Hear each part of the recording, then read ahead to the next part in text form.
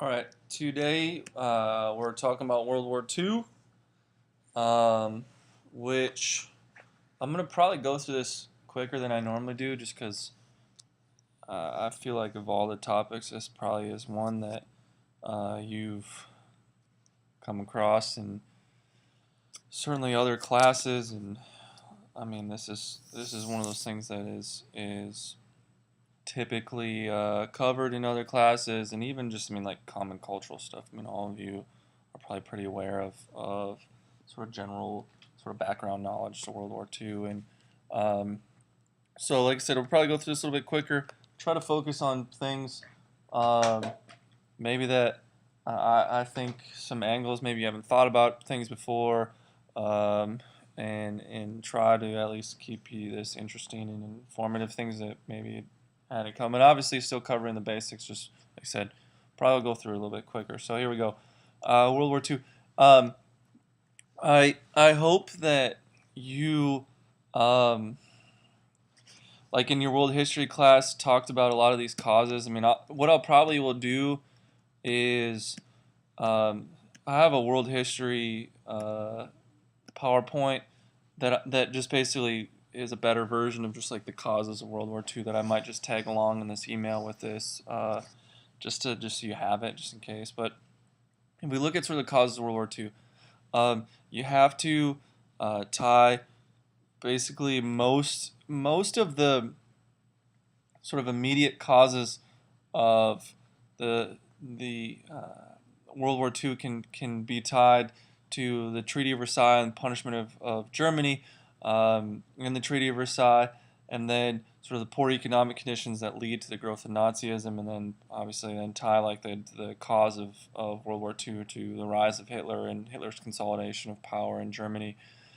Um, so when we look at this, we'll talk about some of the stuff today as we go through it in this policy of appeasement and how it sort of is in it. Some of this is you could ask yourself like, well, what role does the United States have in this, and is and we'll talk about that, but let's just keep, like I said, I was promising I'd go fast. I'm not doing that. So the immediate cause is Germany is going to invade Poland on September 1st, 1939. So how do we get to that point? So through the 20s and 30s, first part of the 30s, Germany is really going to struggle with overwhelming economic and social problems, because many of these problems caused by the Treaty of Versailles and the effects of World War One. Remember, Treaty of Versailles is the treaty that ended World War One. It made Germany pay huge amounts in reparations payments, to the point where in the German economy basically crumbles under this pressure. And like I was saying earlier, it's to the point where Germans are buying loaves of bread with wheelbarrows full of money. So these economic problems are going to what cause the growth of Nazism and the popularity of the Nazi Party in the mid to late 1920s.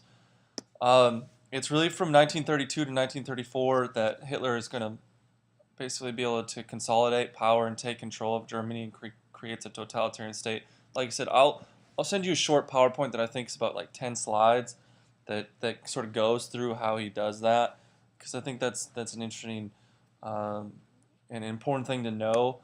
Um, what Hitler is the reason, and this is like one of those things I just want to talk about before we get to this, is like the reason that Hitler is so powerful and is able to become such a powerful leader, um, is that I mean his popularity is based on the fact that he rebuilds Germany. Um, Germany is probably the other country in the world that's most sort of um,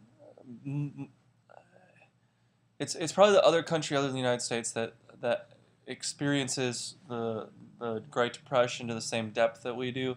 It at least similarly, and so like um, you know Hitler's going to basically his economic policies are interestingly somewhat similar to some of the New Deal policies and putting people to work and giving people jobs on public work projects, using government spending to promote um, and not even just government spending, but basically like the government is the sort of driving force behind economic growth, and so that's an interesting kind of connection. But the problem is that Hitler rules with, basically from 1933 to 1934, he becomes chancellor, and then sort of quickly puts himself um, into the role of Führer, and so he's going to rule with unlimited power, and he's going to become sort of very violently anti-Semitic during this period too.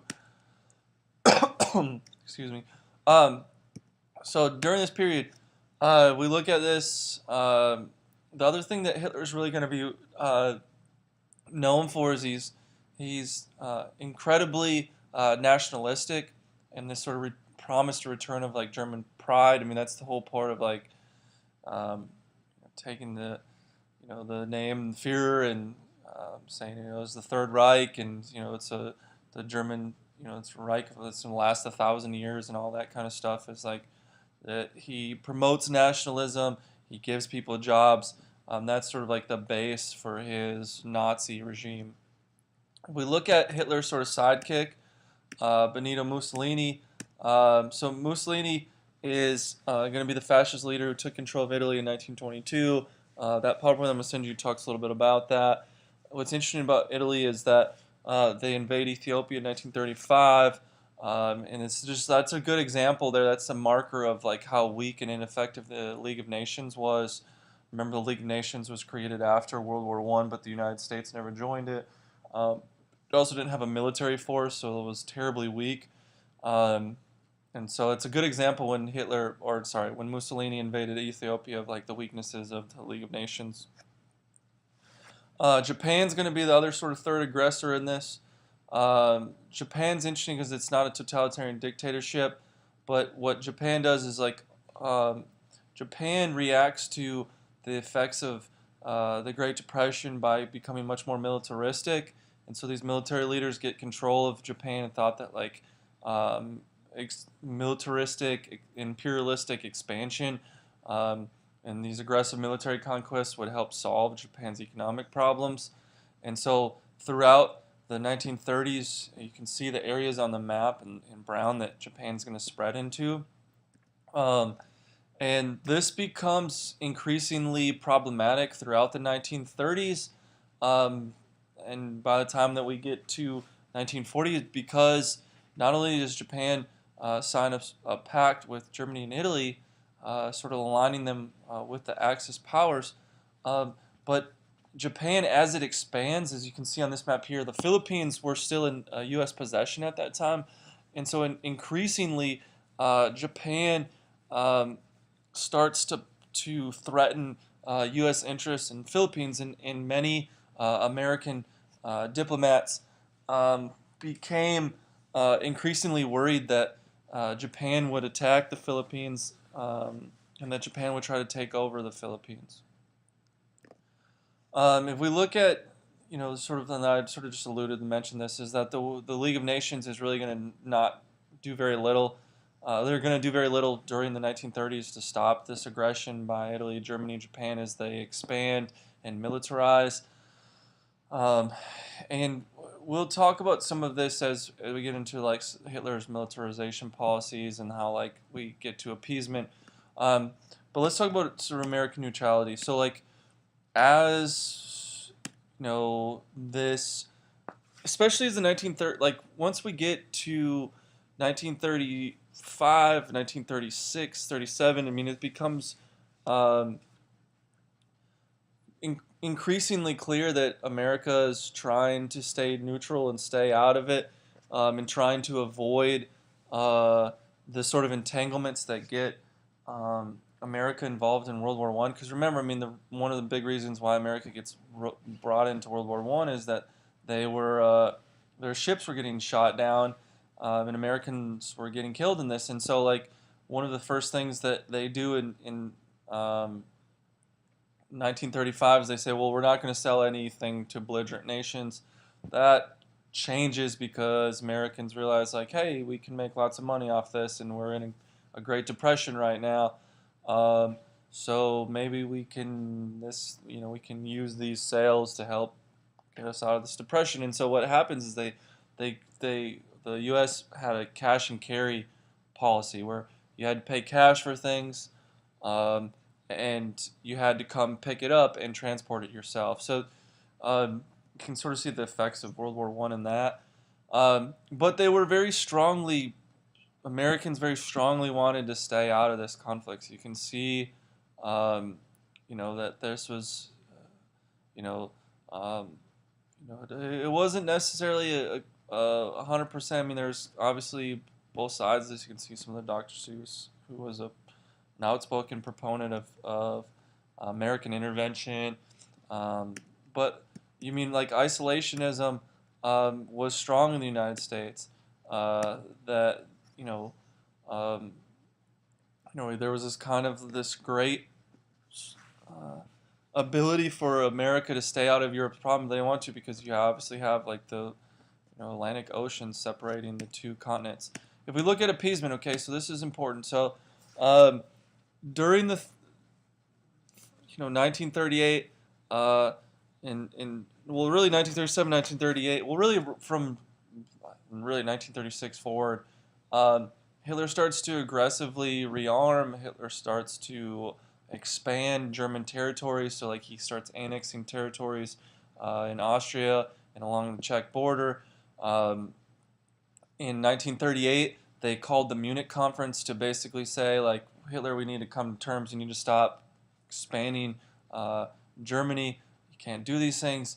And Neville Chamberlain, who was the Prime Minister of Great Britain, and Hitler come to agreement. Chamberlain has this famous quote, very ironic quote, because he says, it's peace in our time, peace forever. Um, and so, it's eventually what's going to happen is, so they make this agreement for peace. Hitler's going to immediately break that, almost, in the context of he invades the rest of Czechoslovakia. And so when he originally took the Sudetenland, is that he said, well, I was just, essentially bringing German-speaking people back into Germany. When he takes the rest of Czechoslovakia, that sort of goes out the window. Also in 1939, Hitler's going to sign a non-aggression pact with the Soviet Union. We're going to come back to this because Hitler signing this non-aggression pact with the Soviet Union was really, really important early on for a lot of his success, because he was, didn't have to split his army up. In September of 1939, Hitler's going to invade Poland, and Britain and France declare war on Germany.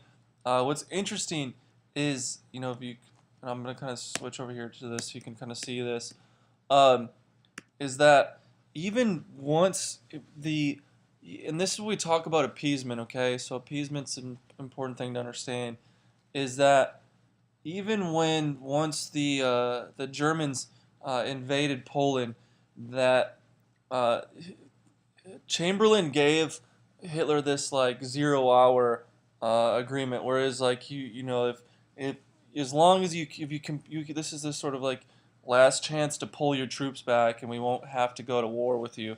So just kind of like that's like the ultimate example of showing like how like as Hitler becomes stronger, um, and you can sort of see this sort of line of aggression, that Britain and France were so willing to sort of turn a blind eye because they just absolutely didn't want to go back to war. I mean, you can see the effects of World War I were so fresh in their minds. I mean, it's about 20 years separate the two conflicts. So, it's Britain and France are trying to avoid war at all costs, and Germany's really looking for war.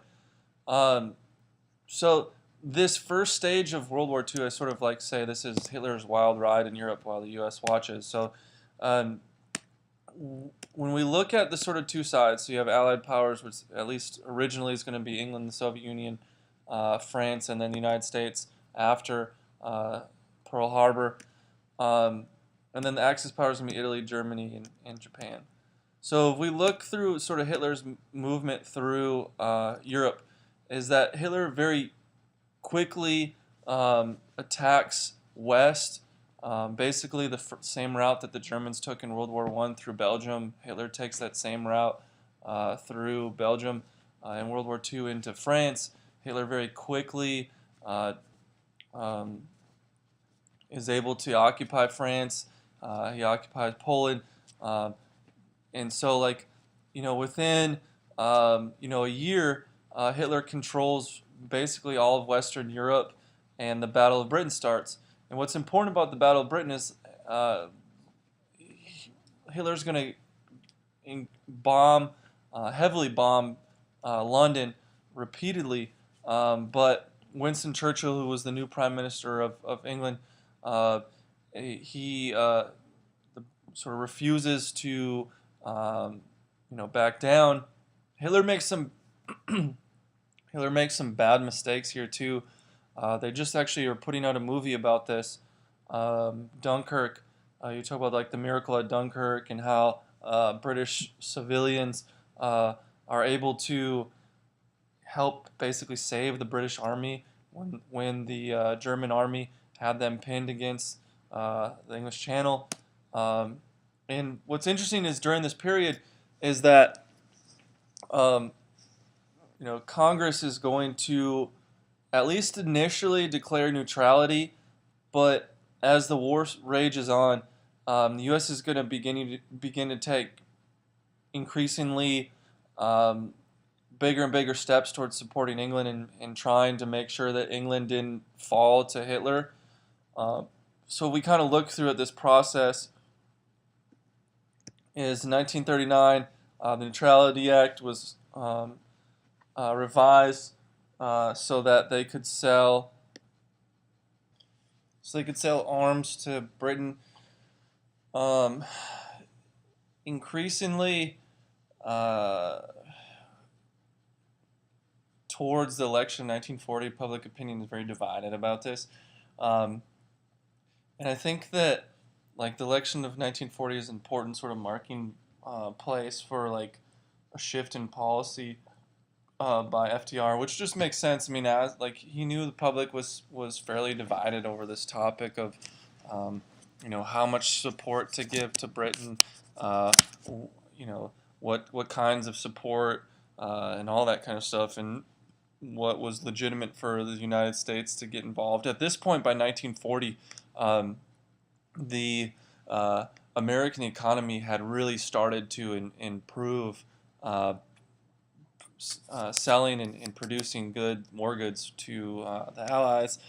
And so FDR very sort of smartly waited until after he was elected for his third term, which is important to note. He's the only president ever to be elected to a third and fourth term, which we'll talk about here. So, so once he's elected to his third term, he knows he has 4 more years. He very quickly starts to, because FDR's plan all along, FDR understood that American interests were so closely tied to British interests that they really needed to get make sure that they were on the side of the British. And so he started to trade naval destroyers for naval bases with the British, for the reason why America has a lot of the naval bases they do around the world. Then in 1941 they passed the Lend-Lease Act, which was really important.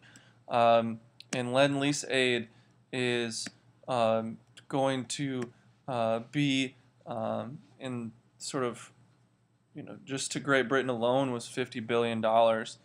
And that sort of went against the earlier, remember we talked about the cash and carry policies that you had to pay cash and you had to come pick them up yourself and ship the goods yourself. Lend-Lease modified that to help the British out more. Now I said, it's not everyone's going to agree with FDR's pro-Allied position. And it becomes a very sort of hotly debated topic in America about should the United States enter World War II, and what would that look like? And really, what ends up happening is that the last sort of step that America sort of took being really realistically involved in the war, but not necessarily officially yet, is that in August of 1941, Churchill and FDR agreed to what was called the Atlantic Charter, um, which said that basically tied um, American interests with Great Britain's interests, and said that basically like that they would America would basically support Britain to the end. This is so strongly construed as basically like an alliance that the U.S. destroyer Greer was attacked shortly after that, and so the U.S. is directly involved in naval warfare even before Pearl Harbor, which doesn't get talked a lot about. So United States and Japan. So how does the war actually start? As you probably know, we get attacked in Pearl Harbor, and that's what officially brings us into the war. But there's important sort of backstory to that. Is really the main cause leading up to Pearl Harbor was that the U.S. put an embargo of raw materials to Japan, most notably oil. Um, and also steel was important too. But those two goods that were really important to Japan, the U.S. put embargo on. They also were sending lend-lease aid to China, and so the United States was anticipating an attack, but they really were thinking that the attack was most likely going to be in the Philippines. Yeah. What's also interesting is that when Japan attacked Pearl Harbor, they like Hawaii had been like Oahu, where Pearl Harbor is, um, had been doing like invasion drills and was on invasion notice in the months leading up to Pearl Harbor, and they had they had all of the beaches barbed wired and all that kind of stuff. And so the problem was with Pearl Harbor is that they thought uh, that Japan was going to attack by sea, and they ended up attacking by air, and that's why it had such devastating effects. That Japan is able to devastate the U.S. Pacific Fleet. What's really lucky for us is that we we were very fortunate that our aircraft carriers were not in Pearl Harbor that day, that they were out doing um, naval exercises.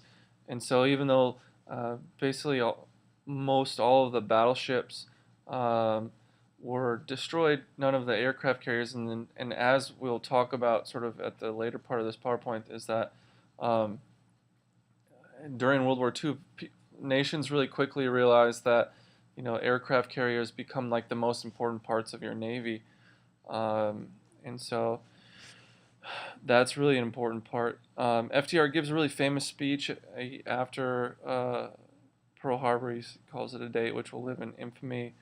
Um, Almost immediately, FDR receives a war declaration from Congress against Japan. Um, and then in retaliation, Germany, Italy, Japan declare war on the United States. Um, if we look at some of the less sort of savior parts of um, sort of World War II and American actions during World War II, is that shortly thereafter, FDR signed and issued an executive order that moved over 100,000 Japanese people, Japanese Americans, off of the West Coast into essentially what were concentration camps, internment camps in the interior. Now they're not like the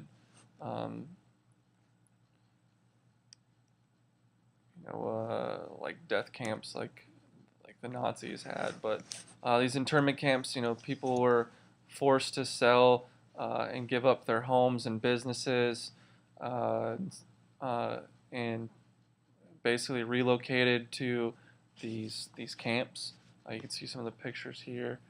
Um, and what's interesting is that we as Americans become incredibly racist towards Asian people, and that's to say that we become is maybe a wrong way of saying that because I mean all you got to do is look at like the uh, stereotypical political cartoons of Chinese Americans and they're like drawn as dragons and things like that. Um, so it's not like we suddenly became racist. It's just like you see a huge, I guess, growth in anti-Asian racism. Even Dr. Seuss here, um, you know, is drawing political cartoons, claiming that there's a whole bunch of Asian Japanese Americans that are, um, on the West Coast just waiting for the signal from back home. Is I think it's important to both one at least acknowledge that like hey when we talk about protecting civil liberties and we say people don't have rights and we throw them in camps and we confiscate their private property and things like that. um, there was one congressman that had this sort of infamous quote. It says, "I'm for catching every Japanese in America, Alaska, and Hawaii now, putting them in concentration camps. Damn them, let's get rid of them." And so like I mean the it's both sad, um, but I mean it's important that not to conflate this with like the Holocaust and how awful the Holocaust was. I mean they're not trying to um, make these things seem like they're the same. It's just important to understand is like it's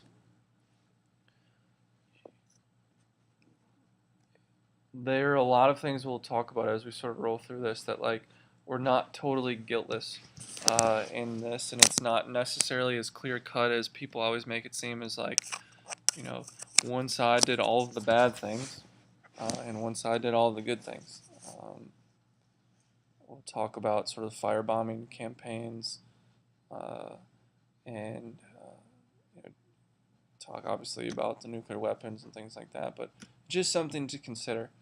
Uh, all right, so when we talk about Allied military strategy, the big thing is just focused on Hitler first. He was uh, much more of a threat, and the Allies quickly realized that. So what's going to happen is that they're going to focus most of the war effort at first on defeating Hitler, and try to sort of maintain the status quo in the Pacific with the Japanese, and then kind of go from there.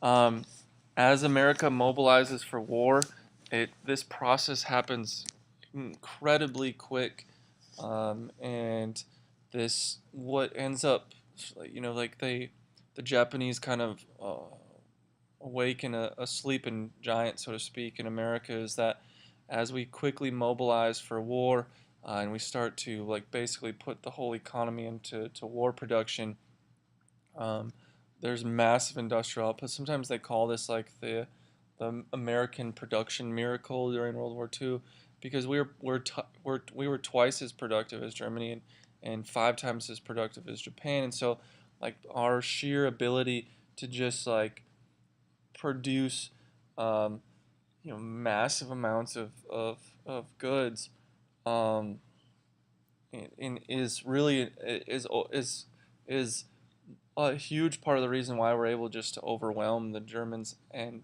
Japanese as America enters this war. Um, they do so. The government also created war production boards to make sure that like we were producing as many sort of military goods as we could. But it's also like a lot of that is um, to um, you know think about food production, to convert some non in sort of military production facilities into military production facilities. Um, so to sort of talk about some of that stuff. The government also starts to ramp up propaganda to try to get people involved in the war effort, even if it wasn't directly. Even things as like not wasting food. Meatless Monday is, talk about what have you done today to help save your country from them. Another political cartoon by Dr. Seuss. But even things like, you know, uh, carpooling and supporting rationing and all these different things the government gets involved in. Um, So I sort of alluded to this earlier, but just understand like this money that poured into defense spending is finally going to end the Great Depression.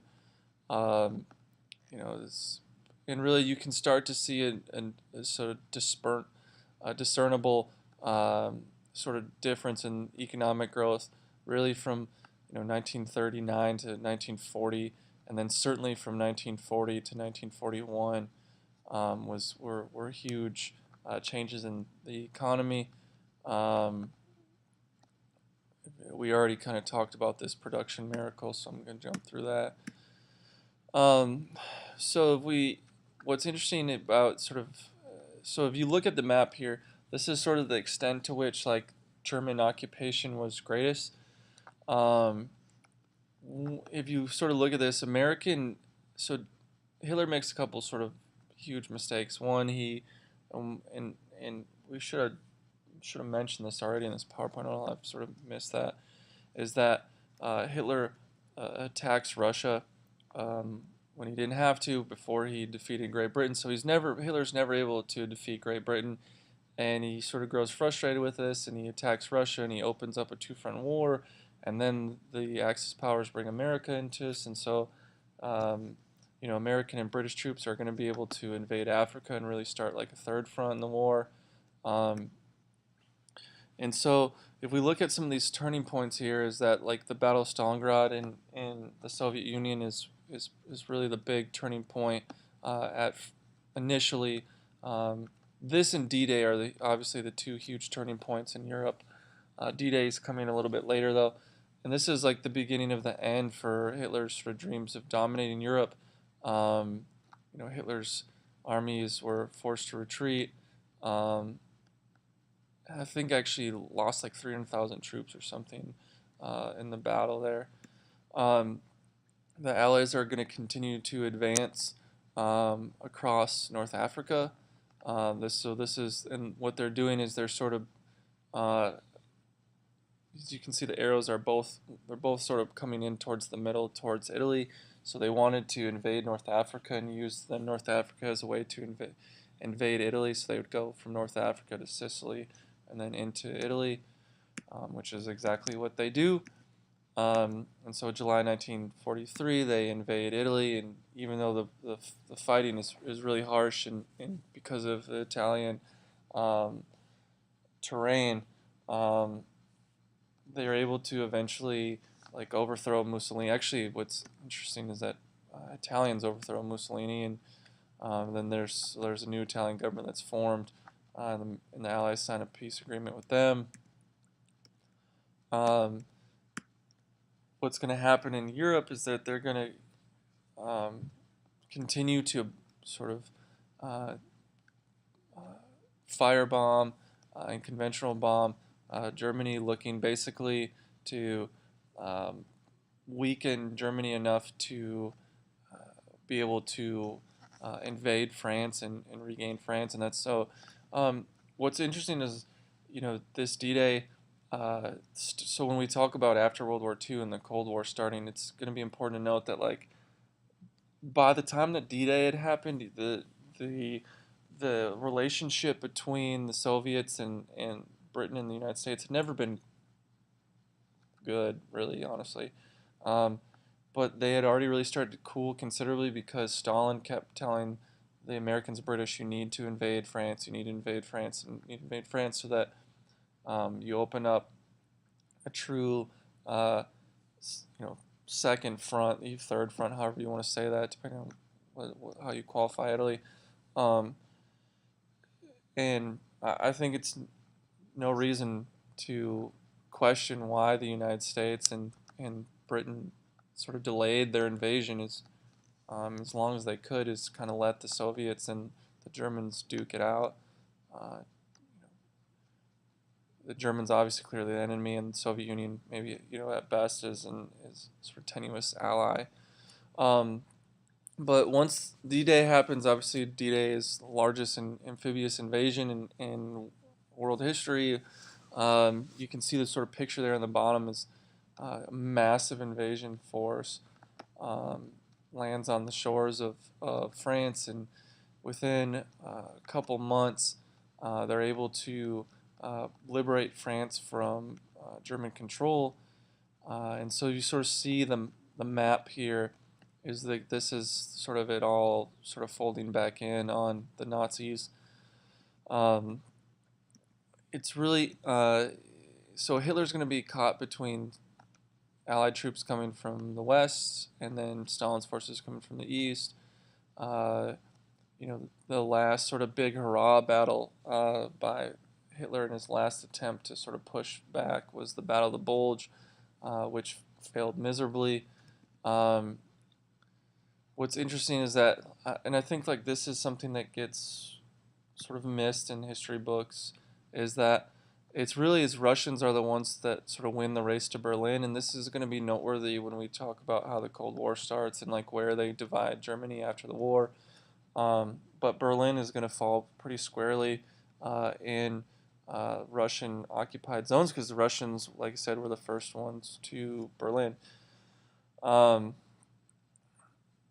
so and I mean, I think it's, we could talk a lot about sort of like the brutal Russian invasion of Berlin and how bad it was and how German officers and commanders were going out of their way to try to surrender to American and British forces to not have to face this sort of brutal Russian army. They were noteworthy for sort of raping and pillaging their way through uh, the eastern portions of Germany. Um, so if we look at sort of jumping across the Pacific, by mid 1942, after Pearl Harbor, is that Japan almost had complete control of the Pacific, especially that American Pacific Fleet was really hindered um, after Pearl Harbor. The ability for us to hold on to Hawaii was really, really important, though, because it's Hawaii that we're able to basically have a couple key battles in 1942. And remember, this active defense campaign is a result of America choosing, it, along with the Allies, really to take a Hitler first approach. Now, a really important battle at the island of Midway happens in June 1942, where the Americans are able to sink a couple of the Japanese um, aircraft carriers, and that really turns the tide of the war because without without their aircraft carriers, Japan's ability to um, fight in sort of aggressive war towards the American, what was left of the American Pacific Fleet, really is almost completely um, halted. Uh, if you look at this, so once the sort of the turning, once the war really starts to turn in America's favor, um, we go on what was called like an island hopping campaign, where we're sort of like going from island to island, trying to work our way closer and closer to Japan. And really, what we're trying to do is get close enough um, that we could send um, large American bombers uh, from that island, fly them over Japan, drop bombs, and then come back. Um, and two of the most probably important battles that are close to close enough Japan to really effectively launch massive bombing raids were Iwo Jima and Okinawa, and those were two of like the hardest fought um, battles um, in all of the Pacific theater. If you look at this, it's like the Japanese were notorious for like fighting to the death and not surrendering. Um, they were notorious for kamikaze things, like getting fake surrendering and detonating a hand grenade in a group of American soldiers. All these kind of bad things. I mean, it was really brutal back and forth fighting. But like I said, once they were able to get to these islands, um, they could begin sort of air raids on major Japanese cities. And what was noteworthy about Japanese cities at the time is many of the Japanese cities were still mostly wooden cities, so they hadn't converted over to um, steel in substantial ways. Um, and so you can look at a map as like the firebombing in Tokyo, for example, is the single most destructive air raid of the whole war. I mean, they killed over 100,000 people. And by the end of like the firebomb in Tokyo, they had burned more, just about half of the city, which Tokyo is about the size of New York. I know this is really small, um, but this kind of shows, hey, if you can kind of zoom in on it, um, it shows all of these major um, Japanese cities, and then it shows like the extent to which they were destroyed. It just kind of shows you how um, devastating these firebomb campaigns were in Japan. All right, so getting to the atomic bombs, FDR, so Franklin Delano Roosevelt, early in the war had authorized scientists to develop nuclear weapons. This sort of secret project was called the Manhattan Project. Um, Now, a bomb is going to be successfully tested in July of 1945. By this point, FDR had actually passed away, and so it's when we learn that it's actually President Truman who learns that we had were able to successfully test the bomb. Uh, Not FDR, like I said, he had passed away by that point. The problem with like the whole debate about the nuclear weapons is that really it just stems from Japan's uh, refusal to surrender unconditionally, um, and really American military leaders seeing how sort of fiercely the Japanese fought for those smaller islands out around Japan. They were really uh, worried about what a full-scale invasion of Japan would look like if people would be like you'd have women and children fighting to the death, and it would be this really ugly campaign. This will, I think, if you look at sort of these options of like, well, what if you're going to argue that well we shouldn't have used the atomic weapons, well, what's a better solution? And I think that's an important question to ask. Because um, if you look at this is maybe like the one place you can be critical is if you look at like the sort of two atomic bombs dropped on it. One, I mean, maybe you'd be critical about, they only let 3 days in between these atomic bombs drop. Japan was still trying to figure out what, kind of weapon the United States had even used. And you also have to be critical because it's interesting that the two atomic bombs used were different, like used different explosives. Like one was an implosion and one was an explosion, and so there was like different atomic technology used, and so some people sometimes are critical and saying, well, real reason they dropped two of them is because they wanted to see which one was more destructive. I don't know how much that's true, but something to think about. Um, Roughly a quarter million. That may be high. Um, that's probably taking into account people that died from radiation poisoning and all that kind of stuff too. Um, all right, so we look at some of this home front stuff. Uh, you know, we I'll try to add some more about this, but like basically American industry, it's important to know the American industry is like really the key to victory. War bonds, like basically borrowed money from war bonds is like the government would sell these bonds to America, to American citizens, um, and then obviously they have the right to like claim this money back eventually. It's going to raise about $50 billion for the war effort. Um, you also can talk about like during the home front, the role of women filling in for men as they went off to fight in the war. See the picture of Rosie the Riveter here. It was important. You also could talk about the role of African Americans in this. So, and I think like the um, you know the ability for like certain groups of African Americans, like the Tuskegee Airmen, um, the the the Red Tails, um, and then also just like ability of African Americans to also help with in war production is just like this the effort by African Americans during World War II really directly leads to the civil rights movement after World War II. And also like 1948, Truman signed the executive order which integrated the U.S. military, which was an important step. I mean, you talk about like still how sort of racist even the army was during World War II is when white and black soldiers would donate blood to other soldiers who needed uh, transfusions. They would keep black and white blood separate because they wouldn't put black blood into white people and white blood into black people. So just kind of shows how much is still going to change.